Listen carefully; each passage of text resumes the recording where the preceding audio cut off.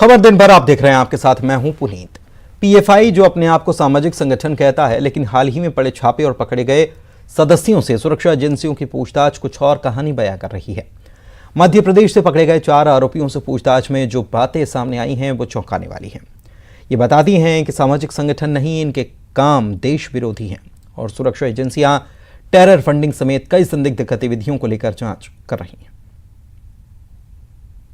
कई बड़े खुलासे हो रहे हैं। बीजेपी और संघ के नेता इनके निशाने पे थे और साथ ही कई हजारों की संख्या में स्लीपर सेल की भी जानकारी हाथ लगी है। तो जैसे जैसे पूछताछ आगे बढ़ रही, वैसे वैसे कई बड़े खुलासे और चौंकाने वाले सबूत सामने आ रहे हैं।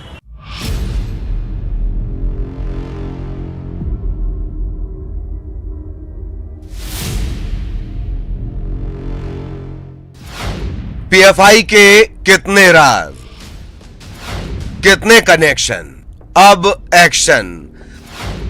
खुलासे पर खुलासे, अब हर राज हो रहा बेपर्दा, शिकंजा और टाइट। पीएफआई को लेकर खुलासे पर खुलासे हो रहे हैं। ये खुलासे चौंकाने वाले हैं। इंदौर और उज्जैन से पकड़े गए 4 आरोपियों से सुरक्षा एजेंसियां पूछताछ कर रही हैं। सूत्रों के मुताबिक पीएफआई के निशाने पर बीजेपी और आरएसएस के कई नेता थे। एमपी में हजारों की संख्या में स्लीपर सेल सक्रिय हैं। इसके सदस्यों को हथियारों की ट्रेनिंग देने की तैयारी थी। साथ ही यह भी पता चला है कि पीएफआई सम्मेलन के नाम पर नए सदस्यों को ट्रेनिंग दिया करता था। पीएफआई ने एमपी को सॉफ्ट टारगेट बनाया हुआ था। पीएफआई सदस्य बनाने के लिए गरीब लोगों और आदिवासियों को टारगेट किया करता था। साथ ही इसके सदस्य कट्टरपंथी विचारधारा का प्रचार कर युवाओं को देश के खिलाफ बरगलाने का काम कर रहे थे। इनसे पूछताछ में जो खुलासे हुए वो चौंकाने वाले हैं। खुलासा नंबर 1, निशाने पर बीजेपी आरएसएस के कई नेता थे। खुलासा नंबर 2, हजारों स्लीपर सेल एमपी में सक्रिय। खुलासा नंबर 3, आतंकी संगठनों का सॉफ्ट टारगेट बना एमपी। खुलासा नंबर 4, पीएफआई के 6000 सक्रिय सदस्य। खुलासा नंबर 5, मालवा में 2500 सदस्य एक्टिव। खुलासा नंबर 6, मॉर्निंग वॉक ग्रुप बनाकर करते थे ब्रेन वॉश। खुलासा नंबर 7, हथियारों की ट्रेनिंग देने की थी तैयारी। वहीं मंत्री भूपेंद्र सिंह ने कहा कि पीएफआई देश के खिलाफ काम कर रहा था। कई ताकतें भारत को इस्लामिक देश बनाना चाहती हैं। देश में आतंकवादी गतिविधियों को बर्दाश्त नहीं किया जाएगा। ये सामने आ गया है कि पीएफआई जो है ये विदेशी फंडिंग हो रही थी और ये जो एक कुछ ताकतें भारत को इस्लामिक राष्ट्र बनाने का षड्यंत्र कर रही हैं, उसमें पीएफआई के लोग भी शामिल थे। पीएफआई के माध्यम से आतंकवादी गतिविधियां देश में चलाई जा रही थी और हमारे संघ के और भारतीय जनता पार्टी के अनेक नेता उनके निशाने पर थे और इसलिए एक बड़े षड्यंत्र का खुलासा हुआ है। विदेशी फंडिंग भी वहाँ पर हो रही थी और इसलिए ऐसी ताकतें, ये सब हम सबके सामने है कि कुछ ताकतें ऐसी हैं जो हमारे देश को फिर से गुलाम बनाना चाहती हैं और ये भारत की सरकार ने सख्त निर्णय जो लिया है, हम उसका स्वागत करते हैं। एनआईए ने गुरुवार को 15 राज्यों में एक साथ छापा मारा। टेरर फंडिंग समेत संदिग्ध गतिविधियों को लेकर पॉपुलर फ्रंट ऑफ इंडिया के 106 कार्यकर्ताओं को गिरफ्तार किया गया। मध्य प्रदेश के इंदौर और उज्जैन से पीएफआई के 4 लीडर्स पकड़े गए हैं। इनसे पूछताछ में सुरक्षा एजेंसियों को बड़ी जानकारियां हाथ लगी हैं। मनोज राठौर, न्यूज़ 18, भोपाल। बात ही छत्तीसगढ़ में मुद्दों की बहार आ गई है। आए दिन बीजेपी नए मुद्दों को सामने लाकर सरकार को घेरने की कोशिश में जुटी रहती है। पहले 58% आरक्षण के मुद्दे का सियासीकरण हुआ, फिर शराबबंदी पर सरकार को घेरा गया और अब सड़क का मुद्दा लेकर बीजेपी आई है। लेकिन हर मुद्दे पर सरकार पहले से ही ऐसा लग रहा है कि जवाब देने के लिए तैयार बैठी है और दोष बीजेपी पर लगा रही है। पहले आरक्षण पर सरकार को घेरा, फिर शराबबंदी पर सियासी राग छेड़ा और अब सड़क पर भी संग्राम करने की है मंशा। इसलिए बीजेपी ने सुर और ताल एक कर सड़कों को सियासी मुद्दा बनाने की कोशिश शुरू कर दी है। पहले बीजेपी सांसद सरोज पांडे का वायरल हुआ ये वीडियो देखिए। हम सब खड़े हैं अकलतरा विधानसभा के कोरबा जाने वाली रोड बेलौदा के ऊपर। इतने बड़े गड्ढे हैं और ये भूपेश सरकार है जिन्होंने कहा कि सड़कों की स्थिति बहुत अच्छी है। पीडब्ल्यूडी के मंत्री ताम्रध्वज साहू कहते हैं कि कहीं की रोड खराब नहीं है। मैं मुख्यमंत्री और गृह मंत्री पीडब्ल्यूडी मंत्री को आमंत्रित करती हूं कि इस सड़क पर आकर देखें कि किस प्रकार से लोग गड्ढों में से गुजर रहे हैं। गड्ढे में सड़क है या सड़क में गड्ढा है, ये समझ में नहीं आता। बात यही खत्म नहीं हुई। पूर्व मुख्यमंत्री रमन सिंह के इस ट्वीट ने भी रही सही कसर निकाल दी। रमन सिंह ने ट्वीट किया है कि प्रदेश में आज सड़कों की ये दशा है कि राहुल गांधी छत्तीसगढ़ छोड़कर देश में सभी जगह पदयात्रा कर रहे हैं। भूपेश बघेल डांट मुलाकात के लिए हेलीकॉप्टर पर निर्भर हैं। झूठ के आकाश में उड़ने वाली ये सरकार याद रखे कि जनता इन गड्ढों वाली सड़क पर हिसाब मांगने के लिए खड़ी है। ट्वीट के साथ साथ रमन सिंह ने भूपेश बघेल सरकार पर जुबानी हमला भी किया। पूरे छत्तीसगढ़ की सड़कों की दुर्दशा यदि है और जिस प्रकार का नारा चल रहा है छत्तीसगढ़ में लबरा के डबरा, तो ये लबारी बोलने वाला मुख्यमंत्री भूपेश बघेल बेनकाब हुआ है। नए सड़क बनाने की बात छोड़ो, रिपेयर, एनुअल रिपेयर के लिए पैसा नहीं देकर 4 साल में जर्जर स्थिति में ले आया है। छत्तीसगढ़ की दुर्दशा के लिए कोई जवाबदार है तो मुख्यमंत्री भूपेश बघेल है। देखिए, भारतीय जनता पार्टी खराब सड़कों को लेके जो पोस्ट कर रही है, जो अभियान चला रही है, वो दरअसल उनके अपने भ्रष्टाचार की स्वीकारोक्ति है। कोई भी सरकार, कोई भी राज्य सरकार जब कोई सड़क बनाती है, कोई कार्य योजना बनाती है, तो अमूमन ये माना जाता है कि ये कुछ दशकों के लिए है। किसी भी सड़क की आयु कम से कम 10 से 12-15 साल तक होती है। भारतीय जनता पार्टी के समय बनाई गई अधिसंख्यक सड़कें 4 साल में कंडम हो चुकी हैं।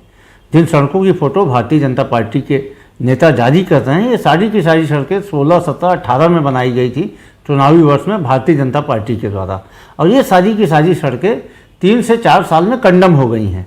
मतलब इन सड़कों में डामर की कालिक की जगह भारतीय जनता पार्टी के भ्रष्टाचार की कालिक थी। अब जरा सरकार का एक्शन प्लान भी देख लीजिए। बीजेपी इस पर सियासत का सुर और तेज करती। इससे पहले ही सीएम भूपेश बघेल ने अपने आवास पर सड़क निर्माण कार्यों की समीक्षा बैठक बुला ली। पीडब्ल्यूडी मंत्री ताम्रध्वज साहू भी बैठक में मौजूद थे। मुख्यमंत्री भूपेश बघेल सड़कों की खराब स्थिति पर नाराज हुए। पीडब्ल्यूडी अधिकारियों की समीक्षा बैठक में अफसरों को जमकर फटकार लगाई। सरकार द्वारा राशि स्वीकृत करने के बावजूद सड़क निर्माण की देरी पर सीएम नाराज थे। कहा, अधिकारियों की लापरवाही की वजह से जनता को परेशानी हो रही है। सीएम बघेल ने सड़कों को जल्द ठीक करने के निर्देश दिए हैं। इस आदेश के साथ कि 1 सप्ताह बाद फिर समीक्षा बैठक करेंगे। Bureau report, news 18, Madhya Pradesh, Chhattisgarh. Shahdol में न्यूज़ 18 की खबर का एक बार फिर से असर हुआ। शासकीय विद्यालय में शिक्षक ने 5वीं की छात्रा के कपड़े उतरवाकर घंटों खड़ा रखा था और उसके मैले कपड़ों को धोकर खुद को स्वच्छता मित्र बताते हुए विभागीय ग्रुप में फोटो शेयर कर दिया था। इस खबर को न्यूज़ 18 ने प्रमुखता से दिखाया, जिसके बाद जनजातीय कल्याण विभाग के असिस्टेंट कमिश्नर ने इस शिक्षक को निलंबित किया है।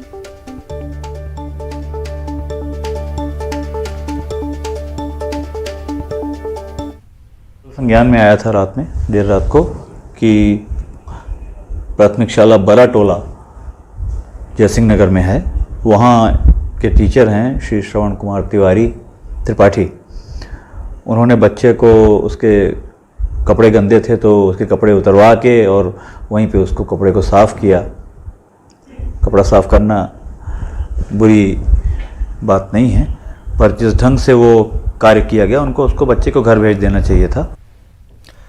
अब आपको कृषि शिक्षा में खेल दिखाते हैं। प्रदेश में संचालित 36 निजी कृषि महाविद्यालय और विश्वविद्यालय की संबद्धता पर सवाल उठे हैं कि जब प्रदेश में कोई कृषि आयोग ही नहीं है तो इन निजी कृषि विश्वविद्यालयों को मान्यता कौन दे रहा है। प्रदेश में आधिकारिक तौर पर सिर्फ 2 कृषि विश्वविद्यालय हैं, एक जबलपुर में है, दूसरा ग्वालियर में है। सिर्फ भारतीय कृषि अनुसंधान परिषद नए विश्वविद्यालय खोलने की अनुमति देता है। अब सवाल यह है कि आखिर कैसे इतने सारे कॉलेज प्रदेश में खुल जाते हैं। इस बारे में जवाहरलाल नेहरू कृषि विश्वविद्यालय के कुलपति पीके बिसेन से जब सवाल किया गया तो उन्होंने कहा कि हमारे पास नए कृषि कॉलेजों को खोलने की मान्यता देने का अधिकार नहीं होता। आपको बता दें, पिछले कुछ दिनों से एग्रीकल्चर के छात्र मध्य प्रदेश में खुले फर्जी विश्वविद्यालय महाविद्यालयों के खिलाफ मोर्चा खोले। जवाहरलाल नेहरू कृषि विश्वविद्यालय के कृषि छात्रों ने आज आंदोलन किया है, लगातार आंदोलन कर रहे हैं। जो कृषि में जो फर्जी डिग्री, जो प्राइवेट यूनिवर्सिटियां और परंपरागत जो यूनिवर्सिटियां जो फर्जी डिग्री दे रही हैं, उसके तहत हम लोगों ने आज से आंदोलन शुरू किया है। तक ये निजी विश्वविद्यालय अथवा निजी महाविद्यालयों को जवाहरलाल नेहरू कृषि विश्वविद्यालय के द्वारा मान्यता देने की बात है। इसमें कृषि, चाहे वो ग्वालियर का कृषि विश्वविद्यालय हो या जबलपुर का हमारा जवाहरलाल नेहरू कृषि विश्वविद्यालय है, दोनों ही विश्वविद्यालय इस बात के लिए अधिकृत नहीं है कि किसी को वो मान्यता प्रदान। भोपाल से महिला से केक खरीदने के नाम पर ऑनलाइन ठगी कर ली गई। ऑनलाइन केक ऑर्डर कर रही थी, उसे अज्ञात नंबर से फोन आया। फोन करने वाले शख्स ने लिंक भेजकर पेमेंट करने के लिए कहा। महिला ने लिंक को क्लिक किया, उसके खाते से 1 लाख रुपए निकल गए। पुलिस में अज्ञात आरोपी के खिलाफ अब मामला दर्ज कराया गया है। थाना कुएं भेजा में एक मामला पंजीबद्ध किया गया है, जिसमें से पीड़िता सोनाली जैन के द्वारा और मोबाइल से एक केक मांगने के हेतु एक रिक्वेस्ट भेजी गई थी। उस पर से कोई लिंक शेयर हुई है, जिस पर से उनके अकाउंट से 99,000 रुपये निकले हुए हैं, जिस पर से अपराध धारा 420 का कायम कर लिया गया है और जल्दी ही आरोपी की पतारसी करके और तुरंत का निराकरण कराया जाएगा। रायपुर से बड़ी खबर, नवरात्र से राजधानी में फिर से सिटी बसें दौड़ने लग जाएंगी। 26 सितंबर से 30 सिटी बसों का संचालन शुरू हो जाएगा। महापौर एजाज ढेबर और कलेक्टर इसका शुभारंभ करने वाले हरी झंडी दिखाकर बसों को रवाना करेंगे। कोरोना काल से राजधानी में ये सिटी बसें बंद थी, बाकी बसें जो हैं उनको भी चरणबद्ध तरीके से अब शुरू किए जाने की तैयारी होने लगी।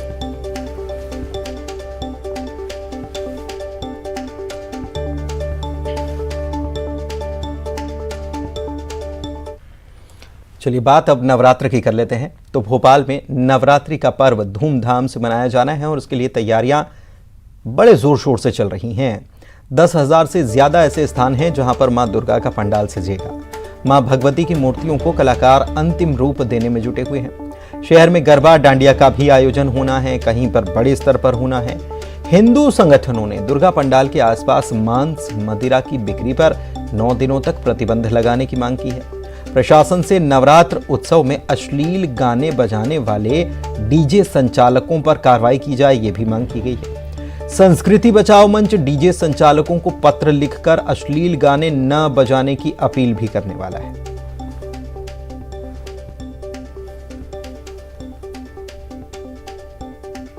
नवरात्रि का त्योहार इस बार धूमधाम से मनाया जाएगा। राजधानी भोपाल में अनुमान है कि 10,000 से अधिक स्थानों पर झांकियां, पंडाल तैयार किए जा रहे हैं, जहां पर मां भगवती को विराजमान किया जाएगा। 26 सितंबर यानी कि सोमवार से नवरात्रि का जो पर्व है वो शुरू होने जा रहा है। और आप देख सकते हैं कि अब चूंकि बहुत ज्यादा समय नहीं रह गया है, इसलिए जो कलाकार हैं, जो मूर्तिकार हैं, वो मूर्तियों को अंतिम रूप देने में जुटे हुए हैं। जो मूर्तियां हैं वो मिट्टी की मूर्तियां बनाई गई हैं, तैयार की गई हैं और इसमें जो तमाम शासन प्रशासन की गाइडलाइंस होती हैं उनका विशेष तौर पर यहाँ पर ध्यान रखा जा रहा है। चूंकि बीते सालों हमने देखा कि कोविड का प्रकोप भी था, जिसके चलते कुछ हद तक त्योहार उतनी ज्यादा धूमधाम से नहीं मनाए गए जैसा कि हमेशा से हम लोग मनाते आए हैं। मूर्तिकारों का क्या कुछ कहना है? भैया, कितनी मूर्तियां इस बार आपने तैयार की हैं? अभी दुर्गा जी तैयार हुआ है, 40 पीस तैयार हुआ है और अभी ये बारिश का वजह से तो 5-6 मूर्ति ऑर्डर की है। बारिश का वजह से वो अभी फिनिश हो जाएगा आपको कल तक, लेकिन अभी वो गीला है, ऐसे सुखाने का कोशिश कर रहे हैं। बहुत सारी मूर्तियां इस बार तैयार हुई हैं। कोरोना के समय में जो दिक्कतें परेशानी आई थी, तो आपको उम्मीद है कि इस बार अच्छा रहेगा, व्यापार ज़्यादा रहेगा, मूर्तियों की डिमांड बढ़ी है? ना, कोरोना की वजह से सबका नुकसान हुआ। हम कारीगर जो यहाँ पे काम में आते थे, हम लोग भी आ नहीं पाया। इसमें भी पूजा भी बहुत सारे बंद हो गया था, लेकिन इस बार तो पूजा ज़्यादा होना ही चाहिए, क्योंकि 2 साल कोविड का वजह से पूजा बंद था। तो हम लोग उम्मीद करते हैं, देखते हैं क्या होगा आगे।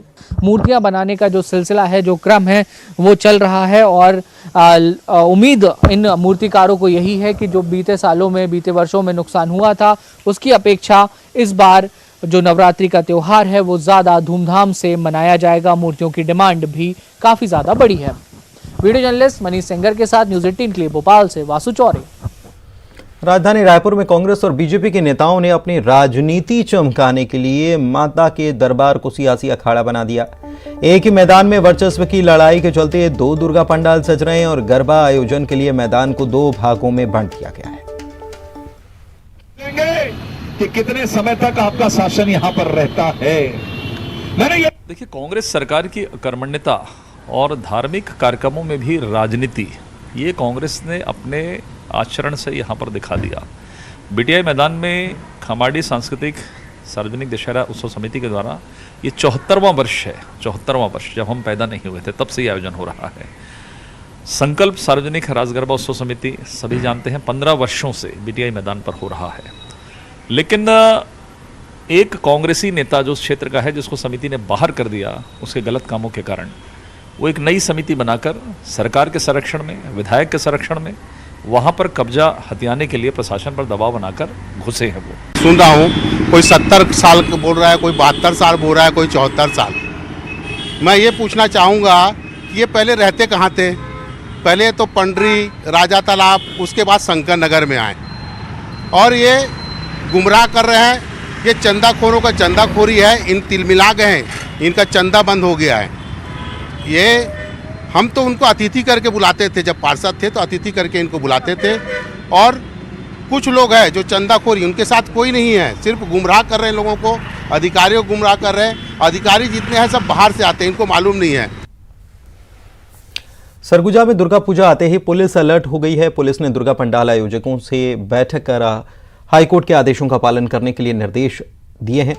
सरगुजा पुलिस ने दुर्गा पूजा और दशहरा आयोजन करने वाले लोगों से यातायात व्यवस्था बाधित न होने समेत डीजे, लाउड स्पीकर के साथ विसर्जन के वक्त भी सावधानी बरतने के निर्देश दे दिए हैं। त्योहारी सीजन में बाहर से आए चोरी और चेन स्नैचिंग जैसी वारदातों को रोकने के लिए पर्याप्त व्यवस्था की गई है। आइए आपको दिखाते हैं, दंतेवाड़ा जिले में स्थित मां दंतेश्वरी मंदिर में बनने वाले सेंट्रल इंडिया का सबसे बड़े ज्योति कलश कक्ष जो ज्योति कलश कक्ष का निर्माण कुछ इस तरह से होगा।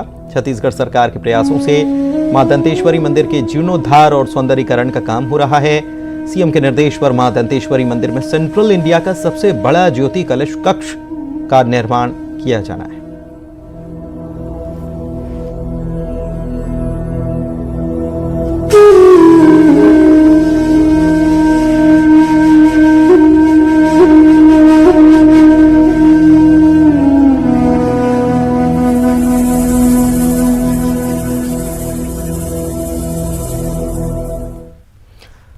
हाथी मेरे साथी मूवी आपने देखी होगी। रामू हाथी भी आपको याद होगा, जिसमें वो हाथी राजेश खन्ना की कार को धक्का मारता नजर आता है। चल यार धक्का मार, बंद है मोटर कार। वैसा ही कुछ नज़ारा शिवपुरी में देखने को मिला, जहां पर हाथी राजा जो हैं वो कीचड़ में फंसे हुए ट्रक को धक्का मारकर उसे बाहर निकालने की कोशिश कर रहे हैं। सोशल मीडिया पर यह वीडियो खूब वायरल हो रहा है। बताया जा रहा है कि सिख समुदाय का एक जत्था ट्रक में सवार होकर अमृतसर से नांदेड़ साहिब की तरफ जा रहा था और इस जत्थे में कई घोड़े और हाथी भी शामिल थे। तभी कोलारस के पास ट्रकों का काफिला कीचड़ में फंस गया। ट्रकों को बाहर निकालने के लिए हाथी का सहारा लेना पड़ा। हाथी ने भी धक्का मारकर ट्रक को कीचड़ से बाहर निकाला।